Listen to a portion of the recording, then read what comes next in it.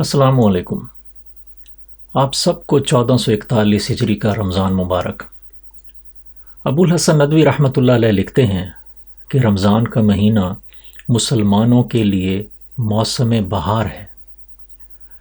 رمضان کے چاند کے طلوع کے ساتھ رمضان، اس کی عبادات اور اس کے مخصوص روحانی مشاغل اور اس کی نورانی فضا کا آغاز ہو جاتا ہے، اور مسلمانوں کے گھروں اور بستیوں میں ایک نئی زندگی نظر آنے لگتی ہے۔ یہ مہینہ اگرچہ صبر و ضبط، وقار و سنجیدگی اور بہت سی غیر معمولی پابندیوں اور احتیاطوں کا پیام لے کر آتا ہے، لیکن عام طور پر اس کا استقبال مسرت بلکہ محبت کے ساتھ کیا جاتا ہے، اور دینی ذوق اور قرآن سے عشق رکھنے والوں کے حساب سے تو گویا بہار آ جاتی ہے۔ گھروں میں خاص چہل پہل اور مسجدوں میں نئی رونق نظر آنے لگتی ہے۔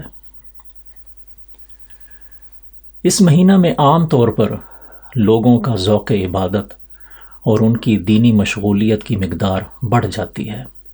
ہر روزہ دار قرآن مجید کی تھوڑی بہت تلاوت ضروری سمجھتا ہے۔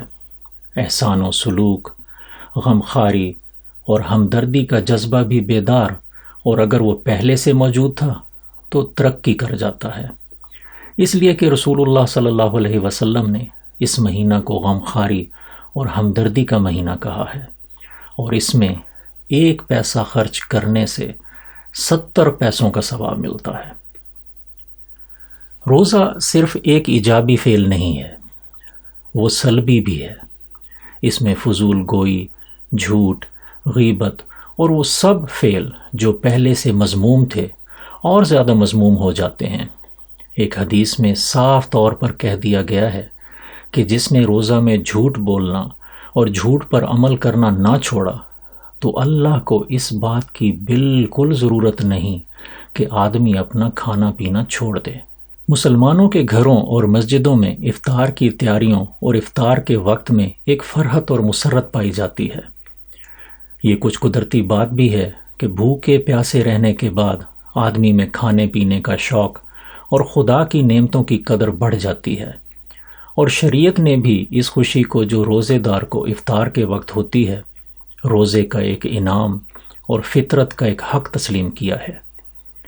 کہا گیا ہے کہ روزہ دار کے حصہ میں 2 خوشیاں ہیں، ایک افطار کے وقت اور ایک اپنے رب سے ملاقات کے موقع پر، جب اس کو اس کے روزے کا انعام دیا جائے گا۔ دعاؤں میں یاد رکھیں۔ السلام علیکم۔